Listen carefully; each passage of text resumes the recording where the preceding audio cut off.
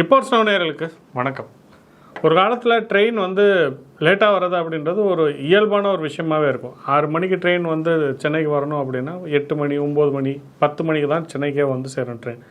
அந்தளவுக்கு வர வழியில் புறா பார்த்திங்கன்னா கிராசிங் போட்டே ட்ரெயினை வந்து நிப்பாட்டியிருப்பாங்க. ஸோ ட்ரெயின் லேட்டாக வருது அப்படின்றது இயல்பாக இருக்கும். ஆனால் இன்றைக்கி நிலமை அப்படியே மாறிடுச்சு. ட்ரெயின் சொன்ன டயத்துக்கு வருது. ட்ரெயினை இருந்த இடத்துலேருந்தே அதை ட்ராக் பண்ண முடியுது. நம்மளோட நம்மளோட கோச் பொசிஷன் எங்கே இருக்கும், எந்த பிளாட்ஃபார்மில் எந்த இடத்துல போய் நிற்கணும் அப்படின்றது எல்லாமே ஆன்லைன்லேயே அப்கிரேட் ஆகிடுச்சு. ஆனால் இப்போ நிலைமை கம்ப்ளீட்டாக மாறி என்ன ஆகிடுச்சுன்னு வச்சுக்கோங்களேன். ட்ரெயின் நேரத்துக்கு வருமானதை தாண்டி ரயில்வே ஸ்டேஷன் எங்கள் ஊருக்கு வருமா, ரயில்வே இருக்கக்கூடிய புது ப்ராஜெக்ட் எங்கள் ஊருக்கு வருமா அப்படின்ற ஒரு கேள்விக்குறி இப்போ ஜாஸ்தி ஆகிட்டே வருது.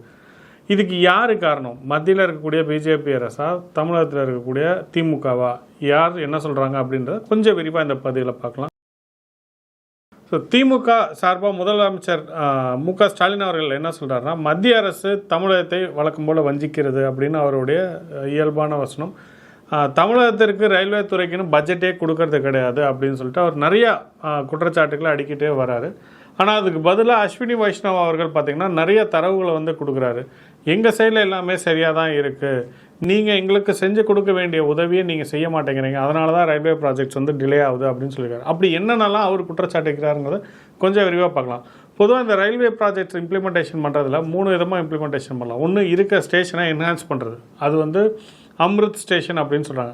ஸ்டேஷனை என்ஹான்ஸ் பண்ணுறதுல என்னென்ன இருக்குது அப்படின்றத முதல்ல பார்க்கலாம். முதல்ல ஸ்டேஷனில் எல்லா பக்கமும் வழித்தடங்கள் இருக்கும். முந்திலாம் நீங்கள் கிண்டி ரயில்வே ஸ்டேஷனில் போனீங்கன்னா ஒரே நேரத்தில் எக்ஸ்பிரஸ் ட்ரெயின் 2 வரும், அதே மாதிரி லோக்கல் ட்ரெயின் 2 வரும். 4 ட்ரெயின் இருக்கும், ஒரே ஒரு எக்ஸிட் தான் இருக்கும். காலையில் பீக் ஹவர்ஸில் கிண்டி ஸ்டேஷனில் கிட்டத்தட்ட ஒரு 500லேருந்து 1000 பேர் இருப்பாங்க. வெளியில் போகிறதுக்குள்ளாரையே போதுன்ற நிலமை தான் இருக்கும். கிண்டி ஸ்டேஷன் அவ்வளோ கூட்டமாக ஒரு ஜாம் பேக்கடாக இருக்கும். இதே வீக்கெண்டு மாதிரி இடத்துலலாம் நேரத்தில் எடுத்துக்கிட்டிங்கன்னா மாம்பழம் ஸ்டேஷன் பயங்கர கூட்டமாக இருக்கும், ரஷ்ஷாக இருக்கும். வெளியில் போகிறதுக்கு ஒரே ஆப்ஷனாக தான் வச்சுருந்தாங்க. இங்கே இருக்கக்கூடிய மக்களை வந்து மக்களாகவே நினைக்கக்கூடிய சுபாவம் அப்படின்றது மத்தியில் இருந்த காங்கிரஸுக்கோ இங்கே இருந்த திமுகவோ இருந்ததே கிடையாது.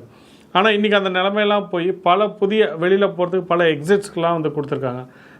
இருக்க ரயில்வே ஆப்ஸ் எல்லாத்தையும் ஒன்றா மாற்றி ரயில் ஒன் அப்படின்ற ஒரு ஆப்பு கொண்டு வந்திருக்காங்க. ட்ரெயின் எங்கேருந்து வரும், ட்ரெயின் டிக்கெட் புக் பண்ணுறதுக்கு, எக்ஸ்பிரஸ் ட்ரெயின் டிக்கெட் புக் பண்ணுறதுக்கு, அதே மாதிரி லோக்கல் ட்ரெயின் டிக்கெட் புக் பண்ணுறதுக்குன்னு சொல்லிட்டு எல்லா ட்ரெயின்ஸோடைய ஆப்ஷன்ஸையும் புக் பண்ணுறதுக்கு ஒரே ஆப்பில் வந்து கொண்டு வந்திருக்காங்க. ரொம்ப கன்வீனியண்ட்டாக இருக்கும். இப்போ நீங்கள் ரயில்வே ஸ்டேஷன் ட்ரெயினுக்கு இது வந்து ஸ்டேஷன் வாரியாக பண்ணியிருக்கிறது. இல்லை ரொம்ப முக்கியமான ஒரு விஷயம் அப்படின்னு நீங்கள் எடுத்துட்டிங்கன்னா, ஒவ்வொரு ஸ்டேஷன்லேயும் அந்த ரயில்வே ஸ்டேஷனுக்குள்ளார அந்த ஊரில் பிரபலமாக இருக்கக்கூடிய பொருள்களை கொண்டாந்து விற்கிறதுக்கான விஷயங்கள் எல்லாம் பண்ணுறாங்க. இப்போ நீங்கள் மதுரைக்கு போகிறீங்கன்னா மல்லிகைப்பூ கிடைக்கும். அதே மாதிரி மதுரையோடைய ஸ்பெஷாலிட்டி என்னவோ அது ரயில்வே ஸ்டேஷனுக்குள்ளாரே கிடைக்கும். திண்டுக்கலுடைய நூல் பட்டுலாம் பார்த்திங்கன்னா திண்டுக்கல் ரயில்வே ஸ்டேஷன் வரும்.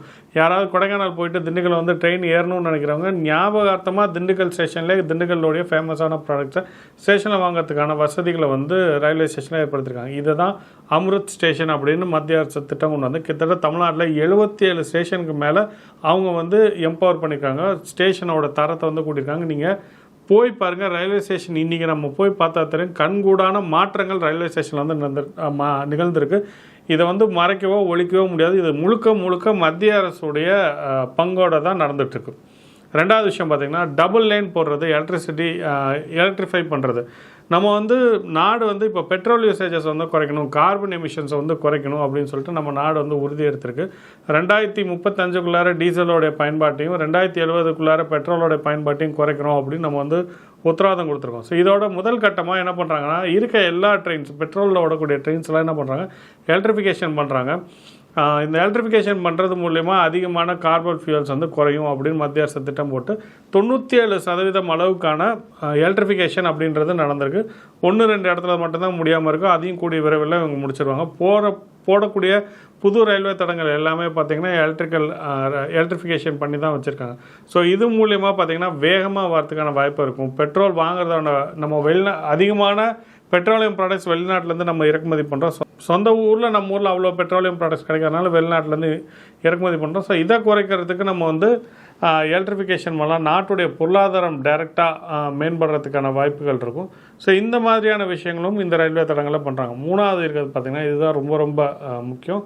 புதிய ரயில்வே தடங்கள், அதுக்கப்புறம் புது ரயில் ரூட்ஸ், இது ரெண்டும் செய்யக்கூடிய விஷயங்களில் மத்திய அரசு பண்ணிக்கிட்டு வருது. நாடு முழுக்க பல மாநிலங்களில் பெரிய சாதனைகளை வந்து மத்திய அரசு பண்ணிகிட்டு இருக்கு. இப்போ வந்து மும்பை டு சூரத் பார்த்திங்கன்னா அதிவேக ரயில் வந்து விட்டுருக்காங்க. அதே மாதிரி மும்பைலேருந்து பல இடங்களுக்கு ட்ரெயின் போகிறதுக்கான எக்ஸ்பிரஸ் ட்ரெயின்ஸ்லாம் போகிறதுக்கான வேலைகளை பார்த்துருக்காங்க.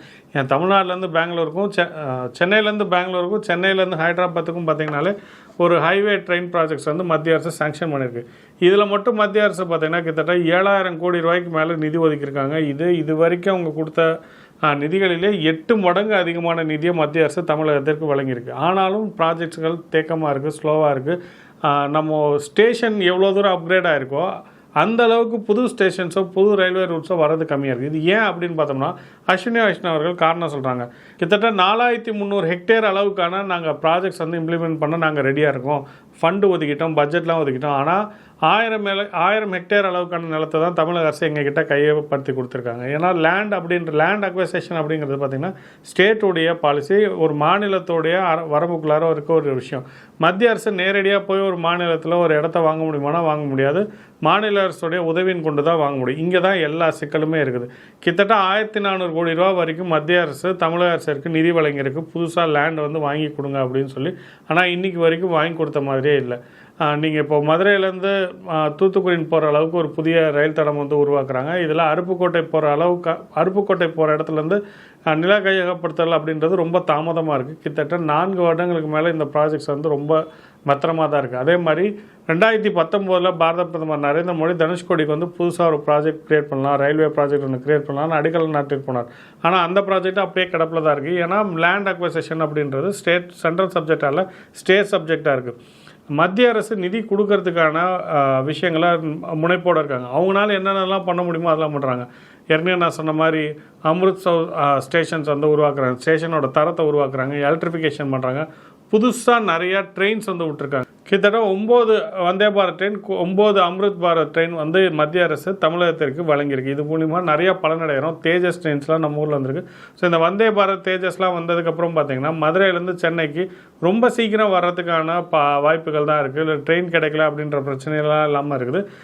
காலையில் 6 மணிக்கு ஏறினா சென்னைக்கு 10 மணிக்குள்ளாரே வந்துட முடியும். அந்தளவுக்கான ட்ராவல் பண்ணுறதுக்கான நேரம் குறையுது. பல பேர் எளிதாக சென்னைக்கும் மதுரைக்கும் போயிட்டு வரதுக்கான வாய்ப்புகள்லாம் கிடையாது.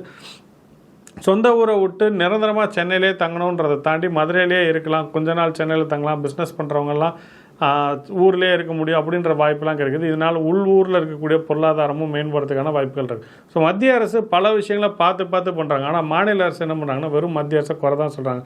நீங்கள் நிலத்தை கையகப்படுத்தி கொடுத்தா மட்டும்தான் மத்திய அரசால் ப்ராஜெக்ட்ஸை இம்ப்ளிமெண்ட் பண்ண முடியும். தெரிஞ்சே அவங்க வந்து ப்ராஜெக்ட்ஸ் எல்லாத்தையும் ஸ்லோ பண்ணுறாங்க. நரேந்திர மோடி மேலே கெட்ட பேர் உருவாக்குறதுக்கான வேலைகளெல்லாம் ரொம்ப தீவிரமாக இருக்காங்க. அவங்க சொந்தமாக ஏதாவது நிறைய விஷயங்கள் பண்ணுறாங்களா, மோடிக்கு வந்து ஹெல்ப் பண்ணாமல் இருக்காங்களான்னு பார்த்தா கண்டிப்பாக கிடையாது. இருக்க பஸ்ஸுக்கெல்லாம் பிங்க் கலரில் லிப்ஸ்டிக் தான் பூசி விட்டுட்டு இருக்காங்க.